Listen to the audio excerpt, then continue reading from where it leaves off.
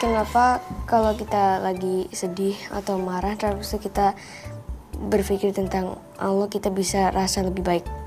Kalau kita berpikir tentang Allah, kalau kita ngambil wudhu, menyiram air dengan membaca nama Allah sesuai dengan ketentuan dari Allah, itu akan mengurangi. Pertama, karena marah itu sumbernya dari setan. Setan itu terbuat dari api. Kalau dikasih air sambil membaca nama Allah, maka itu akan menghilangkan setan dalam pikiran hati kita.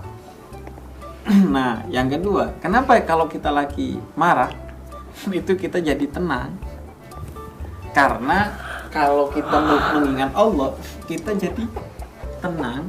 Soalnya Allah itu yang maha kuasa, maha cinta, maha menjaga, dan maha adil. Sehingga Allah pasti cinta banget sama kita. Sehingga nggak akan dibiarkan kita dalam keadaan marah, pasti ditenangkan. Allah juga menjaga kita, nggak akan dibiarkan kita terzalimi sehingga kita marah. Kemudian Allah adil, apa yang mengenai kita yang bikin kita marah, Allah kasih balasan yang baik.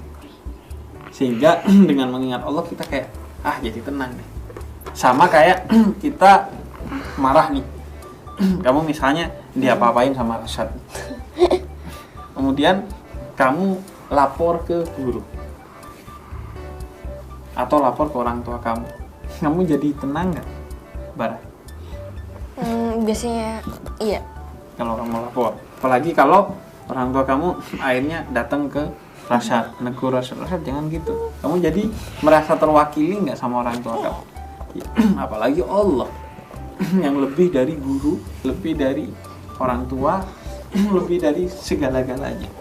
Jadi dengan mengingat Allah, kita akan jadi tenang. Nah, sebenarnya pertanyaan kamu itu ayat Al-Quran. Ala bidzikrillah tatma'innal qulub. Sesungguhnya dengan mengingat Allah, hati kita jadi nggak marah. Cuman kadang orang itu salah, karena ketika marah udah nggak ngontrol dirinya, sehingga ketika dia marah, dia itu mencurahkan amarahnya, bukan mengendalikan dirinya. Sehingga amarahnya itu pertama dosa, dan yang kedua bikin kita makin rugi, karena udah ngawur kan. Kalau marah kan nggak punya kontrol diri. Padahal sebenarnya nggak gitu manusia. Contohnya aku kasih contoh. Kalau ada orang ngelempar api ke rumah kamu, Bara. Jadi orang ngelempar bara ke rumah Bara, ngelempar api nih. Kemudian rumah kamu jadi ada apinya, jadi mau ngebakar pintu rumah kamu. Terus orangnya lari. Yang kamu lakukan, ngejar orangnya dulu atau matikan apinya dulu biar gak kebakaran rumah kamu?